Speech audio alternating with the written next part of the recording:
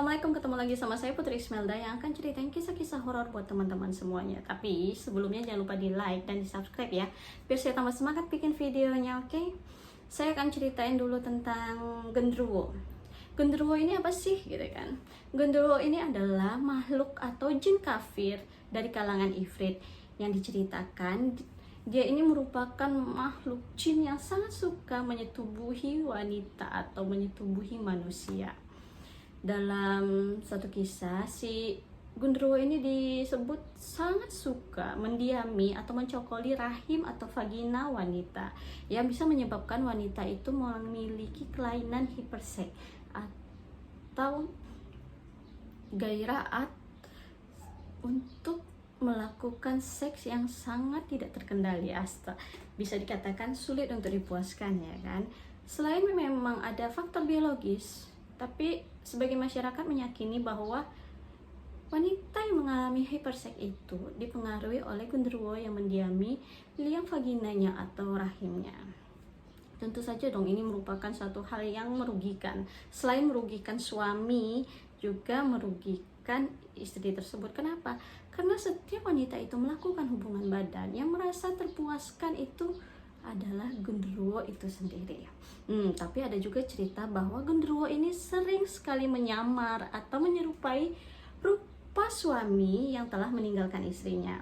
Tujuannya untuk apa ya? Untuk berhubungan badan dengan wanita tersebut atau si istri tersebut, ya kan? Saya akan menceritakan satu kisah dari seorang yang namanya Mawan. Dia mengisahkan beberapa tahun lalu saat dia dan saudaranya masih tinggal di kampung. Yang diceritakan kampungnya itu sangat terpencil, bisa dikatakan belum dimasuki oleh listrik. Dia memiliki halaman yang luas, bahkan di belakang sisi rumahnya ini terdapat satu pohon besar yang bisa dikatakan keramat ya kan. Mereka sih sebenarnya hidup dengan damai dan tentram karena si Mawan ini merupakan anak bungsu dari 4 saudara yang orang tuanya merupakan orang terkaya di kampung tersebut yang memiliki usaha sembako dan memiliki ruko di mana-mana sampai ke kota. Yang hal inilah yang menyebabkan orang tuanya atau ayahnya ini sering keluar malam untuk urusan bisnisnya. Diceritakan si Mawan ini merupakan anak yang aneh di antara mereka 4 saudara. Keluarganya sempat heran kenapa si Mawan ini sering bermain sendiri dan berbicara sendiri. Tapi si Mawannya merasa nggak aneh karena dia merasa dia nggak sendiri, dia merasa melakukan interaksi dengan temannya. Memang orang tuanya bahkan kakak-kakaknya nggak bisa melihat temannya tersebut. Dia hanya menggambarkan bahwa temannya itu seumuran sama dia yang bisa diajak bermain. Rupanya seperti ini, rambutnya botak kata dia kan, hanya selalu memakai atau mengenakan kolor. Karena si Mawan ini merasa nggak aneh, nggak asing, bahkan nggak takut sama dia, maka dia merasa akrab dengan si anak ini. Anak ini sering muncul di kamarnya saat dia kesepian sebagai pelipur lara atau teman. Bahkan dia lebih dekat dengan temannya ini daripada ketimbang 3 saudaranya yang lain ya kan. Selepas dari situ dia udah nggak mikirin dari mana. Sebenarnya aneh juga ya kan. Kok keluarganya bilang dia sering main sendiri, padahal dalam hatinya dia nggak main sendiri. Tibalah suatu hari setelah selepas sholat maghrib, ayahnya nih izin untuk pergi ke kota untuk mengurus usaha mereka ya kan. Seperti biasa emang ayahnya ini setiap malam pergi gitu. Tapi anehnya di suatu malam itu si Mawan ini merasakan satu gelagat yang aneh. Dia yang biasanya tidur dari sore, misalnya dari siap sholat isya dia emang udah bisa tidur, tapi malam itu hatinya merasa gelisah. Dia tidak bisa untuk memejamkan mata, seperti ada yang menghalangi atau mengganggu pikirannya ya kan. Sampai dia terbayang-bayang sama temannya tadi yang diceritain sama keluarganya. Kalau keluarga itu nggak bisa lihat temannya. Iya, aneh banget ya. Temannya itu datangnya dari mana nggak tahu, anak siapa nggak tahu, tiba-tiba ngilang aja, tapi nggak tahu tujuannya itu kemana. Tapi dia merasa enjoy aja, nggak masalah, yang penting dia memiliki teman, itu katanya ya kan.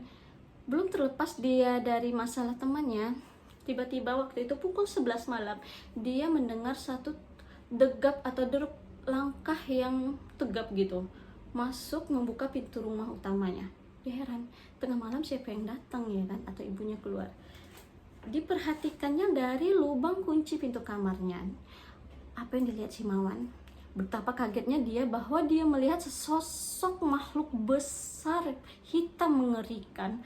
Makhluk itu seperti telanjang dan tubuhnya dipenuhi semua oleh bulu yang lebat hitam gitu ya kan. Dan matanya berancar merah seperti darah, memiliki taring yang panjang dan serta tanduk yang melengkung di kepalanya. Sontak dong si Mawan merasa shock. Tapi anehnya si Mawan ini tidak ada merasa takut sedikit pun. Entah dorongan kekuatan dari mana yang dia dapatkan sehingga dia terus memperhatikan gerak-gerik makhluk tersebut yang di dalam pikirannya. Apa inikah makhluk yang dibilang genderuwo itu? Tapi dia nggak ambil pusing, dia tetap memperhatikan setiap langkah dari makhluk tersebut. Sampai suatu titik dia memperhatikan genderuwo itu masuk ke pintu kamar ibunya. Selagi fokus memperhatikan, dia berpikir dalam hati, ibu kok nggak takut ya? Ada apa sebenarnya, kata gitu kan. Akhirnya dia ngendap-ngendap keluar dari kamarnya menuju kamar ibunya. Berhubung ya kan, kamarnya itu emang berhadap-hadapan dengan kamar ibunya. Dengan pelan-pelan dia selalu menguping di pintu kamar ibunya. Aneh, ibu kok nggak takut, kata dia gitu kan. Seperti ibu lagi berbicara dengan makhluk tersebut. Dia bilang kayak gini, ibu si Mawan bilang, mas kok balik lagi, emang urusannya nggak jadi ya? Si genderuwo ini ngomong kan, enggak, aku capek, besok aja, katanya.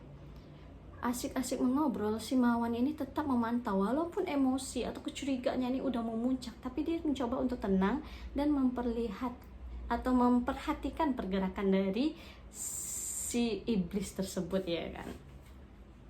Lalu suatu ketika sampai di titik si genderuwo ini telah sampai berbasa-basi, dia meminta melakukan hubungan badan dengan ibunya si Mawan. Si Mawan shock dan langsung bersiap-siap untuk melakukan tindakan ya kan. Sampai satu ketika ibunya telah berbaring di kasur dan si genderuwo ini sudah siap untuk membuka pakaian ibunya. Sontak saja si Mawan mendobrak pintu kamar ibunya tersebut. Ibunya yang shock dan kaget langsung berteriak, Mawan, dasar anak kurang ajar, nggak sopan ya masuk kamar orang tua seperti itu. Bu, menjauh dari dia, bu, dia bukan ayah, dia iblis jahat. Apa? Lancang sekali kamu bilang kalau dia bukan ayahmu, katanya. Emang kamu nggak bisa lihat, katanya. Bu, percaya sama Mawan, dia bukan ayah, dia merupakan jin yang jahat, katanya. Tapi si jin itu mendengar perdebatan ibu dan anak ini, dia santai aja, diam gitu ya kan. Ibunya langsung memaki atau menteriaki si Mawan, cepat kamu keluar, katanya. Si Mawan tetap kekeh nggak mau keluar dari sana. Bu, percaya sama Mawan, dia bukan ayah, tapi dia adalah genderuwo yang menyamar jadi ayah, dia mau memperkosa ibu, katanya. Saat mengeluarkan kata genderuwo, ibunya shock, kaget, sedangkan makhluk tersebut langsung menatap kepada Mawan dengan marahnya. Dia langsung mendekati Mawan dan mencekik Mawan dengan sekuat-kuatnya. Mawan yang meronta nggak bisa, cuman menggapai apa yang ada. Dia memukul genderuwo tersebut dengan bantal. Ibunya yang lepas dari shock akhirnya berinisiatif untuk membaca ayat suci Al-Quran. Sekomat-komat kamit ibunya membaca Al-Quran. Betul saja, sosok yang tadi dilihatnya sebagai suaminya berubah menjadi makhluk yang mengerikan, besar, hitam, legam. Di sana ibunya telah yakin dengan perkataan anaknya tersebut. Si Mawan ini dah hampir terkulai lemas karena cekikan dari genderuwo tersebut. Ibunya nggak habis akal, akhirnya dia membaca ayat suci Al-Quran, ayat kursi, An-Nas, semua yang dia ketahui tentang ayat yang bisa mengusir setan gitu ya kan. Akhirnya lambat laun setan itu atau genderuwo itu menghilang dari hadapan mereka dan si Mawan jatuh terkulai lemas di lantai. Ibunya yang merasa kasihan dan takut juga langsung memeluk anaknya dan berkata, maafkan ibu ya nak, makasih telah menjaga ibu. Hanya itu perkataan yang bisa disampaikan oleh ibunya. Mendengar ribut-ribut, barulah 3 orang kabang yang ini datang ke kamar ibunya. Merasa si Mawan udah tenang, ibunya ini mencoba untuk menjelaskan apa yang terjadi sebenarnya. Dan sampai keesokan harinya, ayah mereka baru pulang paginya ya gitu kan. Dan diceritakanlah oleh ibunya bahwa kejadian tadi malam yang telah menimpa mereka. Akhirnya ayah memutuskan untuk tidak akan pergi keluar malam ngurus pekerjaan lagi. Dia bertekad ingin melindungi keluarganya, jangan sampai keluarganya mengalami masalah seperti semalam.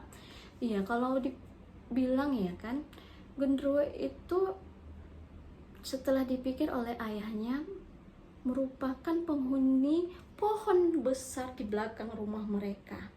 Karena ayahnya telah berterus terang ayahnya itu udah terus terang sama anak-anak sama suami istrinya.